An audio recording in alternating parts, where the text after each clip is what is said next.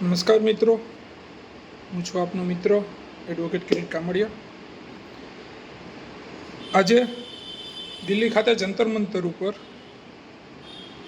લાખો વિદ્યાર્થીઓનો જમાવડો ભેગો થયો. એનું કારણ શું? એનું કારણ માત્ર વિદ્યાર્થીઓએ પોતાની માંગ કે જે પેપર લીક થઈ રહ્યા છે,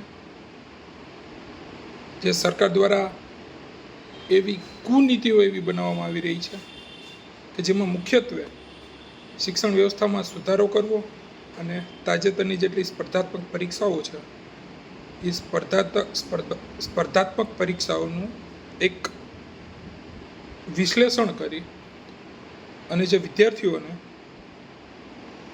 જે અન્યાય થઈ રહ્યો છે, અન્યાય સામે એ લોકો પ્રોટેસ્ટ ઉપર ઉતર્યા છે.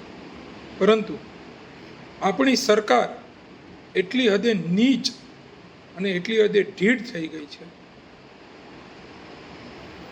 કે છેલ્લે લાઠીચાર્જ ઉપર એ લોકો ઉતરી ગયા. મને તો એ ખબર નથી પડતી કે વિદ્યાર્થીઓ દ્વારા અને જે આંદોલનમાં બેસેલા જે સોનમ વાંગચુક હતા, બરાબર, ત્યાંથી એને જબરદસ્તી ઉપાડીને હોસ્પિટલમાં દાખલ કરવામાં આવ્યા. અને આજે અભિજીત દીપકે એને પણ પોલીસ દ્વારા ઉઠાવી લેવામાં આવ્યા છે.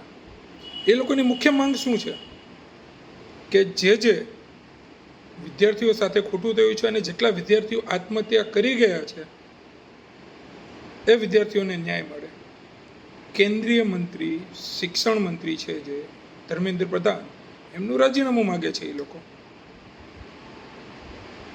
શિક્ષણમાં જે પ્રણાલીઓ છે મુખ્યત્વે એની પારદર્શિતા માગે છે અને જે વિદ્યાર્થીઓ સાથે જે ખોટું થયું છે એ વિદ્યાર્થીને વળતર માગે છે. અને જે કારણ વગર આંદોલનમાં બેસેલા સોનમ વાંગચુકને એની મુક્તિનો ખાલી આ વિદ્યાર્થીઓ દ્વારા એક પ્રોટેસ્ટ કરવામાં આવે છે. પરંતુ સરકાર એટલી હદે નીચ અને એટલી હદે ખરાબ વર્તન કરી રહી છે કે ત્યાં જંતર મંતર પર જેટલા વિદ્યાર્થીઓ અને જે કહેવાતા સરકારના મોઢે કહેવાતા જે કોકરોચો છે, એ કોકરોચો આજે દિલ્હી ખાતે જંતર મંતર ખાતે ભેગા થયા છે. સરકારના પેટમાં એટલું તેલ રેડાણું છે કે સરકાર પાસે એનો કોઈ જવાબ નથી. હાલ અમુક મુદ્દા મેં આજે જોયા કે જેમાં